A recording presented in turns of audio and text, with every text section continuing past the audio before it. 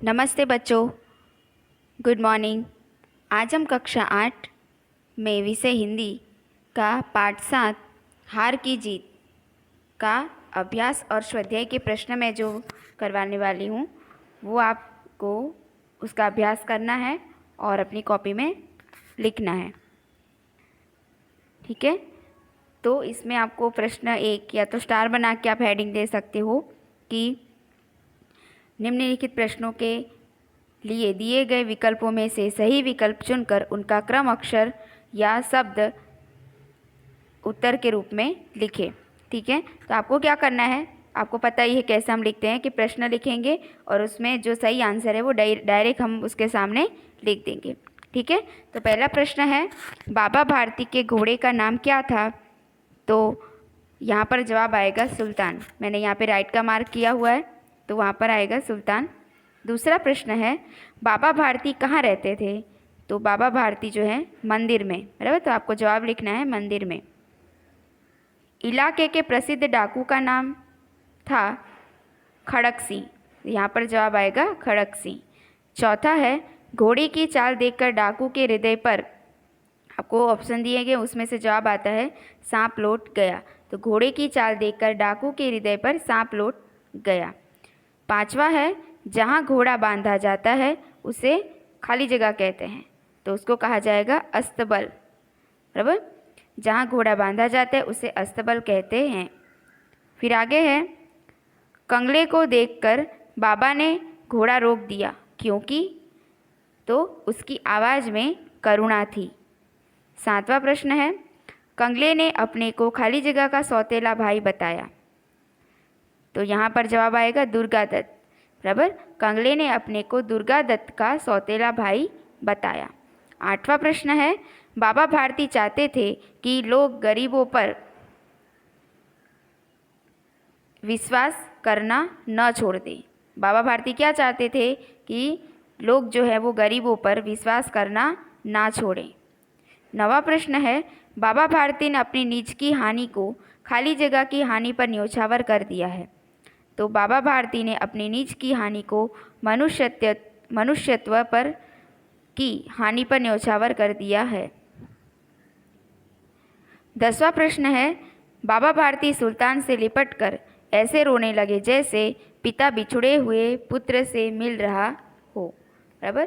बाबा भारती जब अपने घोड़े से मिलते हैं तब उनको ऐसा लगता है कि जैसे वे पिता हैं और घोड़ा उनका बेटा हो, इस तरीके से वो दोनों मिलकर रोने लगते हैं।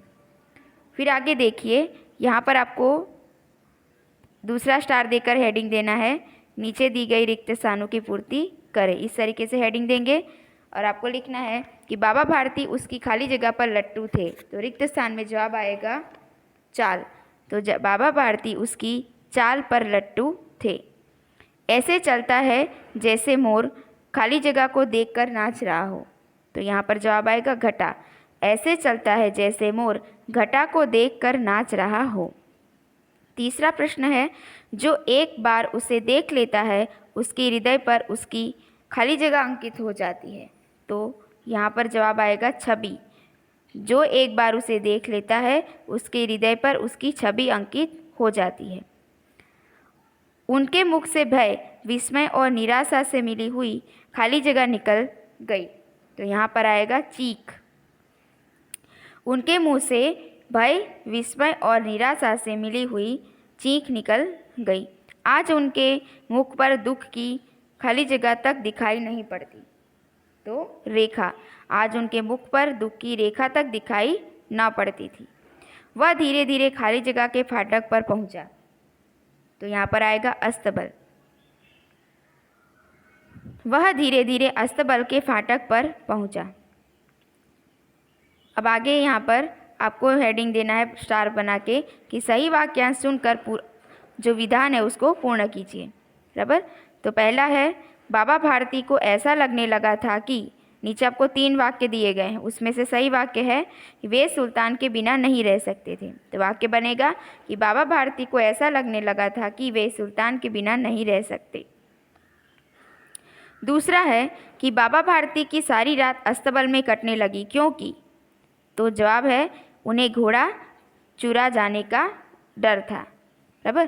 तो यहाँ पर वाक्य बनेगा कि बाबा भारती की सारी रात अस्तबल में कटने लगी क्योंकि उन्हें घोड़ा चुरा जाने का डर था। फिर आगे है कि बाबा भारती फूले नहीं समाते थे क्योंकि बाबा भारती फूले नहीं समाते थे क्योंकि सुल्तान के रूप, रंग और चाल पर वे मुग्ध थे।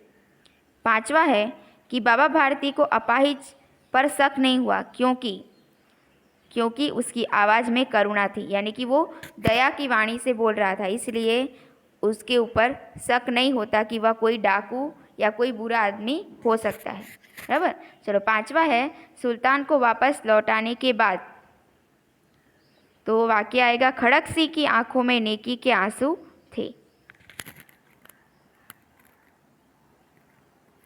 फिर यहाँ पे कुछ प्रश्न दिए हैं जिसका उत्तर आपको सविस्तार में लिखना है, तो आप उसका हेडिंग दे सकते हो कि नीचे दिए गए प्रश्न को सविस्तार में उत्तर लिखें।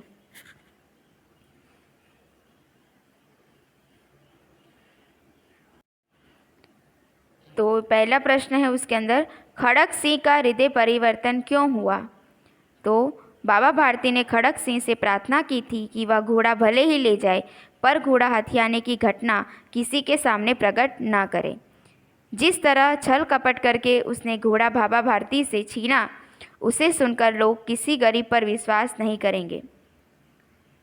बाबा भारती की ये शब्द डाकू खड़क सिंह के कानों में गूंजते रहे। उसे लगा कि बाबा जो हैं वो आदमी नहीं बल्कि देवता हैं, उन्हें अपनी हानि की नहीं। बराबर। उनका घोड़ा चला गया, उनसे छीन लिया गया, तो वो उनको हानि हुई। बराबर। तो उन्हें वह अपनी हानि की नहीं बल्कि गरीबों के नुकसान की चिंता है। ऐसे ऊंचे विचारों वाले पुरुष को धोखा देकर उसने अच्छा नहीं किया, उसे उनका घोड़ा लौटा देना चाहिए। इस प्रकार खड़क सिंह का हृदय परिवर्तन हो जाता है। आगे प्रश्न है, अब कोई गरीब की सहायता से मुंह नहीं मोड़ेगा, ऐसा बाबा भारती ने क्यों कहा? तो खड़क सिंह ने गरीब और अपाहिज बनकर बाबा भारती को धोखा दिया था, क्योंकि वह क्या करना चाहता था, बाबा भारती का जो सुंदर घोड़ा था वह उसे छीन लेना चाहता था। बराबर। तो इसलिए वो क्या करता है, अपाहिज का भेष बनाता है और वो गरीब की तरह दिखकर वो क्या करता है, उनसे वो घोड़ा छीन लेता है। तो उन्हें डर था कि इस घटना का पता चलने पर लोग गरीबों, दीन दुखियों और अपाहिजों पर विश्वास नहीं करेंगे, क्योंकि उनके साथ भी धोखा हुआ था, क्योंकि उन्होंने उस अपाहिज या उसकी करुणा भरी आवाज़ को सुनकर उसकी मदद करते हैं। बराबर। लेकिन मदद के बदले में वो जो है वो उन्हें धोखा देता है और उनसे उनका घोड़ा छीन लेता है। तो उनको ऐसा, यही वो कहते हैं खड़क सिंह से कि ये जो तुमने मुझसे धोखेबाजी की है उसकी बात किसी और से मत कहना, नहीं तो कोई भी व्यक्ति किसी गरीब को देखकर, अगर वो सही में भी गरीब होगा तो उस पर वो विश्वास नहीं करेगा। बराबर। तो लेकिन खड़क सिंह जिस शाम को बाबा भारती का घोड़ा ले गया, उसी रात को वह उसे बाबा के अस्तबल में बांध गया। अब खड़क सिंह की धोखेबाजी की बात फैलने का डर नहीं था, इसलिए बाबा भारती ने कहा कि अब गरीबों की सहायता से कोई मुंह नहीं मोड़ेगा।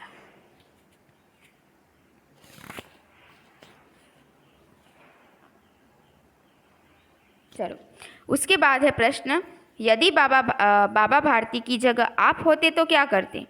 बराबर। अब आपको क्या करना है, उस बाबा भारती जो थे उनकी जगह पर आपको खुद को रखना है। तो आपको सोचना है कि बाबा भारती के जगह पर आप होते तो आप क्या करते? तो यहाँ पर आंसर आएगा कि यदि बाबा भारती की जगह पर मैं होता तो थाने में जाकर यह शिकायत दर्ज कराता कि डाकू खड़क सिंह से मुझे खतरा है, वह मुझे धमकी दे गया है कि वह मेरा घोड़ा मुझसे छीन ले जाएगा। उसकी धमकी के कारण मैं 24 घंटे भयभीत रहता हूँ। पूरी रात घोड़े की रखवाली में बीत जाती है। अपने बचाव का मेरे पास कोई उपाय नहीं है। वह किसी भी समय मेरा घोड़ा उठा ले सकता है। मैं थानेदार साहब से प्रार्थना करता कि वह इस संबंध में ठोस कार्रवाई कर मुझे उस खतरनाक डाकू से भय मुक्त करें। ठीक है। तो यहाँ पर इस तरीके से जवाब दिया गया। तो आपको अपने तरीके से सोच के भी आप लिख सकते हो कि यहाँ पर बाबा भारती की जगह पर आप खुद होते तो आप क्या करते। ठीक है। चलो फिर आगे यहाँ पर देखिए प्रश्न है, इस घटना को किसी के सामने प्रकट न करना, ऐसा बाबा भारती क्यों कहते हैं? बराबर। जो धोखेबाजी खड़क सिंह बाबा भारती के सामने करता है, उस पूरी घटना का जो है वर्णन किसी और के सामने ना करने के लिए बाबा भारती क्यों कहते हैं? तो बाबा भारती जो थे वो संत पुरुष थे। दीन दुखियों के प्रति उनके हृदय में अपार करुणा और प्रेम था। किसी अपाहिज की करुण पुकार सुनकर उनका हृदय पिघल जाता था, उन पे दया आ जाती थी और उनकी मदद के लिए वो पहुंच जाते थे। उनकी इसी दयालुता का लाभ उठाकर खड़क सिंह ने उन्हें धोखा दिया था। बाबा भारती को लगा कि अगर खड़क सिंह इस धोखेबाजी का पता लोगों को लग जाएगा तो वे किसी गरीब या दीन दुखी पर विश्वास नहीं करेंगे, फिर कोई किसी अपाहिज की मदद भी नहीं करेगा। यही सोचकर उन्होंने खड़क सिंह से उसकी धोखेबाजी से घोड़ा लेने की बात किसी के सामने प्रकट न करने के लिए कहा।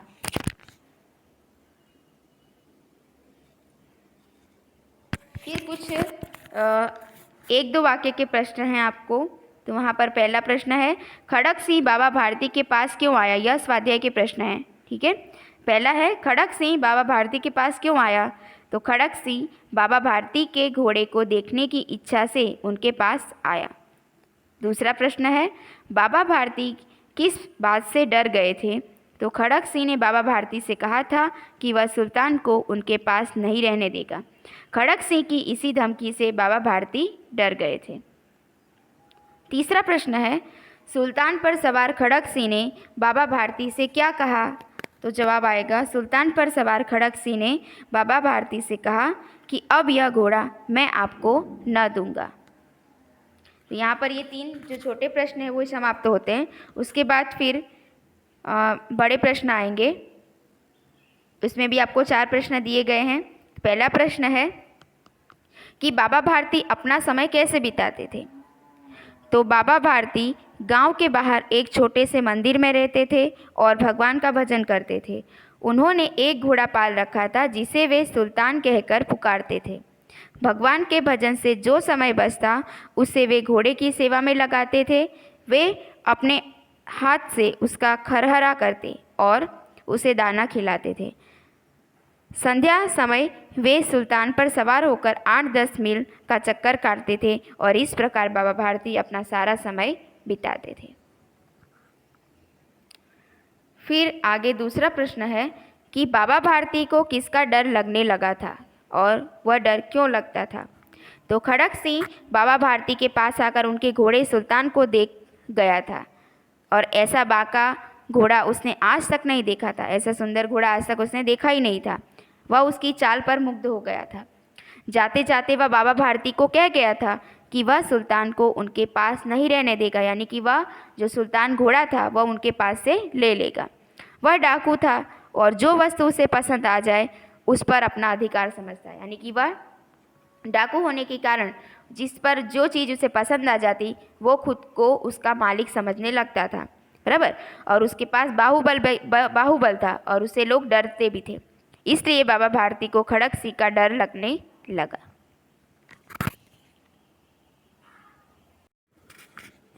आगे है, खड़क सिंह ने सुल्तान को कैसे प्राप्त किया? तो जवाब आएगा कि एक दिन संध्या के समय बाबा भारती सुल्तान पर सवार होकर घूमने निकले। रास्ते में उन्होंने एक अपाहिज की करुणा भरी आवाज़ सुनी, बराबर। क्या होता है कि वो संध्या के समय रोज़ की तरह, हर रोज़ की तरह शाम के समय वो अपने सुल्तान घोड़े पर बैठकर वो सवारी के लिए निकलते हैं, बराबर। तो वो रास्ते में एक अपाहिज को देखते हैं और वो करुणा भरी आवाज़ से कुछ बोल रहा होता है। तो उसने बाबा से घोड़े पर रामा वाला गांव पहुंचने की प्रार्थना की। वो कहता है कि रामा वाला गांव मुझे जाना है, तो क्या आप मुझे अपने घोड़े पर बैठा लेंगे, ऐसी वो विनती करता है। तो बाबा ने तरस खाकर, उनको उस पर दया आ गई, बराबर। तो वो तरस खाकर उस अपाहिज को घोड़े पर बिठा लिया और स्वयं लगाम पकड़कर चलने लगे। सहसा यानी कि अचानक उस अपाहिज ने झटका देकर बाबा भारती के हाथ से लगाम छीन ली और वह घोड़े को ले भागा, बराबर। लगाम यानी कि जिसको हम घोड़े को अपने बस में रखते हैं, उस लगाम को वो बाबा भारती के हाथ से छीन लेता है। वह खुद झटका देकर लगाम को लेकर घोड़े को लेकर वहाँ से भाग जाता है। वह अपाहिज और कोई नहीं बल्कि कौन होता है? डाकू खड़क सिंह होता है। इस प्रकार खड़क सिंह ने सुल्तान को प्राप्त कर देता है, यानी कि वह धोखे से सुल्तान को प्राप्त करता है। अंत में यहाँ पर एक प्रश्न है कि घोड़े को वापस आया देख बाबा भारती ने घोड़े से कैसा बर्ताव किया। यानी कि जब बाबा भारती को उनका घोड़ा वापस मिल जाता है तो वो अपने घोड़े के साथ कैसा बर्ताव करते हैं। तो घोड़े को वापस आया देखकर बाबा भारती की खुशी का ठिकाना न रहा। वे उसके गले से लिपटकर रोने लगे। वे बार बार उसकी पीठ पर हाथ फेरने लगे और उसके मुंह पर थपकियां देने लगे। घोड़े की वापसी पर संतोष प्रकट करते हुए उन्होंने कहा कि अब कोई गरीबों की सहायता से मुंह नहीं मोड़ेगा। इस प्रकार घोड़े को वापस आया देखकर बाबा भारती ने उससे वही बर्ताव किया जो एक पिता बहुत दिन से बिछड़े हुए पुत्र के मिलने पर करता है। बराबर। तो ये जो प्रश्न मैंने आपको आज समझाए हैं उसका आपको अभ्यास करना है, याद करना है और लिखना भी है। ठीक है। और जितने प्रश्न मैंने आपको समझाए वही आपको प्रश्न में आपको ये जो आपका 7वां पाठ है हार की जीत उसके अंदर इतने ही प्रश्न आपको लिखने हैं। धन्यवाद।